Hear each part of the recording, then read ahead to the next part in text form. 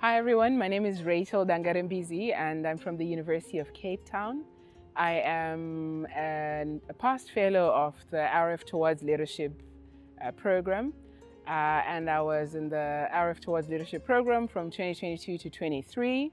I've also been privileged to take part in AREF grant writing skills programs, but as a mentor or a facilitator.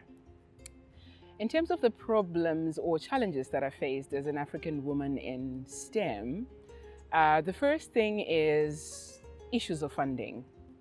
And I think funding affects not just women, but men as well in STEM in Africa.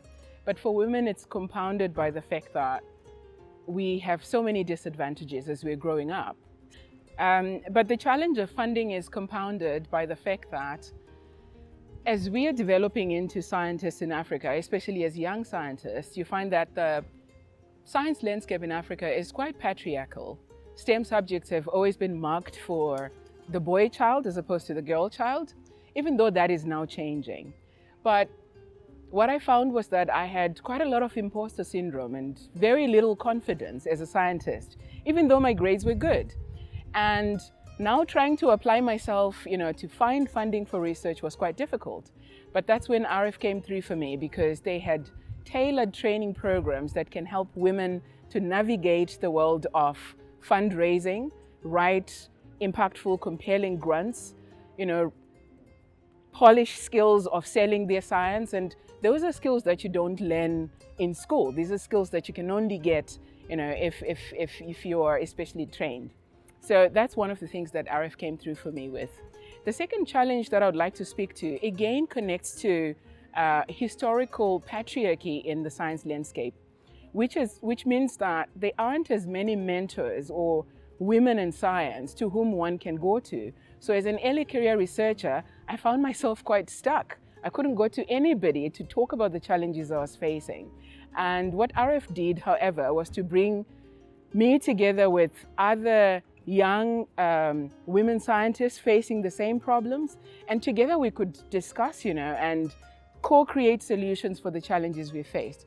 And they also connected us with mentors from within Africa, from outside of Africa, and created a global network of women that could help each other. And I found that really empowering and powerful. So the third and final challenge that I would like to speak to is the gender gap in science. And this does not only exist in Africa, it's a worldwide gap. But what I found in science is that even though early career women are enrolled in science, we lose a lot of them. They don't end up taking the leadership positions because they're not prepared for it. But AREF had programs that are tailored to train women to be leaders, to learn how to carry out difficult conversations, to communicate their needs, to manage their time, to manage funds, so all of those skills are skills that one needs as a leader, and that's one of the benefits that I thought the Towards Leadership program had for me. And since then, I've really grown as a scientist. I've taken up leadership roles in organizations. I can speak confidently. I'm an advocate for equality, and all of that was made possible by an AREF program. And to the funders, I would like to say, firstly, on behalf of all the young women in Africa that have been trained through the programs of AREF, thank you very much for your investment in us.